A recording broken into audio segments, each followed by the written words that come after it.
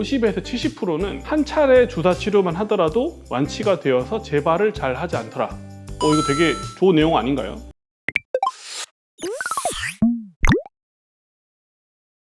안녕하세요, 닥터 고풀소입니다. 오늘은 방아쇠 손가락에 대해서 이야기해 볼까 합니다. 처음 듣는 분도 있긴 하실 것 같긴 한데 이게 굉장히 흔한 병이에요. 우리가 총을 쏘면 이게 방아쇠를 이렇게 당긴다고 하죠. 방아쇠를 이렇게 당길 때처럼 손가락이 이렇게 딱 굽어져서 잘 안 펴지는 병을 방아쇠 손가락이라고 합니다. 손을 이렇게 줬다 피려고 하면 이렇게 멀쩡한 손가락은 이렇게 줬다 피면 잘 펴지죠. 근데 만약에 방아쇠 손가락이 이제 걸리게 되면 줬다가 딱 피는데 두 번째만 이렇게 안 펴지는 요런 상태가 됩니다. 그러다가 이제 손을 억지로 딱 펴주면 탁 펴지는, 총 쏘듯이 탁 펴지는 이런 증상을 가진 병입니다. 이게 일반적으로는 손을 과도하게 많이 사용하는 사람들한테 흔하게 생긴다고 되어 있지만 병을 딸 때 안 따지는 거 따보면 막 억지로 막 이렇게 따잖아요. 이런 행위를 몇 번 하다 보면 갑자기 생기는 경우도 있고요. 운동을 하시는 분들이 채 같은 걸 세게 잡고 나서 갑자기 또 생기는 경우도 있습니다. 방아쇠 손가락은 요 이제 손바닥이랑 손가락이 만나는 이 관절 위치에서 활차가 손을 잡아주게 되는데 이 활차와 인대가 마찰이나 과한 사용이나 이런 것들 때문에 염증이 생기다 보면 붓게 되고 두꺼워지고 이런 것들이 반복이 되다 보면 손가락 쓰는 인대가 걸리는 질병입니다. 방아쇠 손가락은 단계가 3단계가 있어요. 첫 번째는 처음에 손바닥이 아픕니다. 손에 힘을 주려고 하는데 세 번째 손바닥 관절 부위가 아파오기 시작해요. 만져보면 눌러도 아프고 손에 힘을 잘 못 줍니다. 아파서. 그리고 손가락이 붓는 경우도 있고요. 그런 게 이제 1단계. 2단계부터는 이제 걸리기 시작합니다. 딱 주먹을 줬다가 아침에 일어나서 딱 피려고 그러는데 손이 이렇게 펴져요. 이때는 이제 손바닥이 좀 덜 아파지면서 손가락이 이제 걸리는 증상이 주가 됩니다. 그럴 때 이제 아침에 딱 펴주면 좋아지거나 점심쯤 되면 이제 증상이 또 좀 없어졌다가 다음날 아침에 또 일어나면은 또 손가락이 좀 부으면서 또 안 펴지는 이런 상태가 이제 2단계. 3단계는 손가락을 폈는데 세 번째만 다 안 펴지는 이런 상태가 됩니다. 이런 상태가 돼요. 이런 상태. 손가락 끝까지 펴보세요. 그러면 이렇게 핍니다.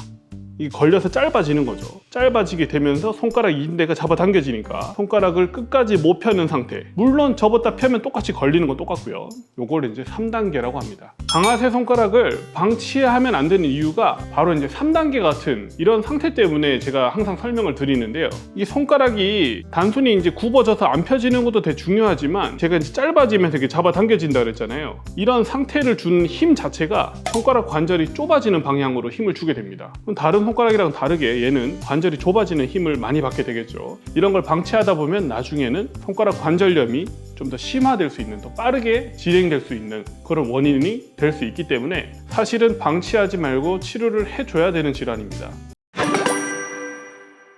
손바닥이 안 아프다가 이제 최근에 갑자기 아팠다, 방아쇠 손가락일 것 같다, 이런 분들은 이제 스트레칭을 먼저 해볼 수는 있어요. 물론 효과가 좀 떨어질 수는 있습니다. 스트레칭을 해볼 수는 있는데 처음에는 이제 손가락을 막 벌려줍니다. 방아쇠 손가락이 생기는 주변 근육을 먼저 풀어주고요. 두 번째는 방아쇠 손가락이 생기는 활차 주변을 양옆으로도 문질러주고 위아래로도 문질러주고 인대가 좀 풀어질 수 있도록 열심히 마사지를 해줍니다. 그러면 인대가 일부 좀 풀어지기도 하고 혈액순환도 조금 좋아질 수 있겠죠. 그 뒤에 해당 손가락을 뒤로 이제 스트레칭을 해주게 되는데 가까운 첫 번째 마디를 충분히 스트레칭을 먼저 해주시고 그 다음에 이제 두 번째 마디 그리고 마지막 손가락 끝까지 쭉 스트레칭을 시행해 주시면 되고 이 상태로 사실 한 30초 정도 유지를 해주면 굉장히 좋은데 생각보다 힘드실 거예요. 할 수 있는 만큼 좀 유지를 해주시면 좋겠습니다.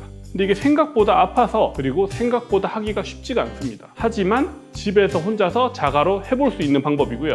이걸로 잘 좋아지지 않는다, 단계가 이제 넘어갈 것 같다, 이럴 경우에는 사실 치료를 해야 됩니다. 교과서에서는 약을 먹고 물리치료를 먼저 받아보라고 돼 있는데 이걸로 좋아지면 제가 이렇게 열심히 설명을 하지 않겠죠.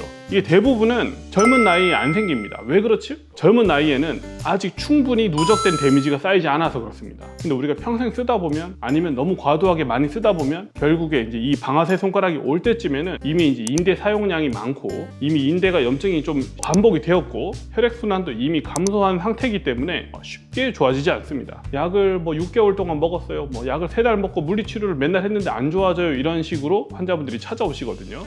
일반적으로는 첫 번째 시도하는 치료가 환자분들이 좀 싫어하시는 스테로이드 주사 치료를 하게 됩니다. 이게 한 번만 주사를 하고도 사실 한 70% 정도는 완치가 된다는 연구가 있습니다. 이거는 일반적인 교과서적인 내용이에요. 50에서 70%는 한 차례 주사 치료만 하더라도 완치가 되어서 재발을 잘 하지 않더라.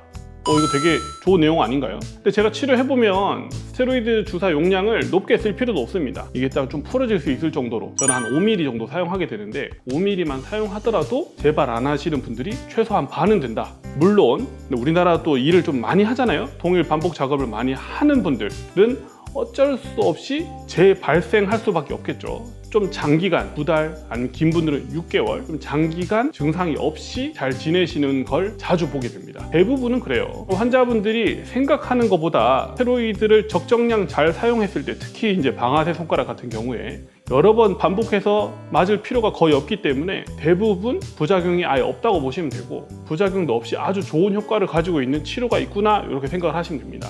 근데 이게 부작용 중에 제일 큰 게 뭐냐면 주사가 아주 아프다는 겁니다. 손바닥에 주사 맞으면 생각만 해도 좀 굉장히 좀 아플 수 있겠구나 생각이 들죠. 가장 큰 부작용은 주사가 아프다. 한 번 맞아서 끝날 거면 하지만 참고 맞아볼 만하다. 한 차례 주사 치료만 하더라도 50에서 70% 환자분들은 좋아지고 완치가 되는 그런 질병이기 때문에 주사를 너무 겁먹지 마시고 가까운 병원에서 한번 상담 진료 받아보시는 게 어떨까 싶습니다. 오늘도 아프지 말고 건강한 하루 되셨으면 좋겠습니다.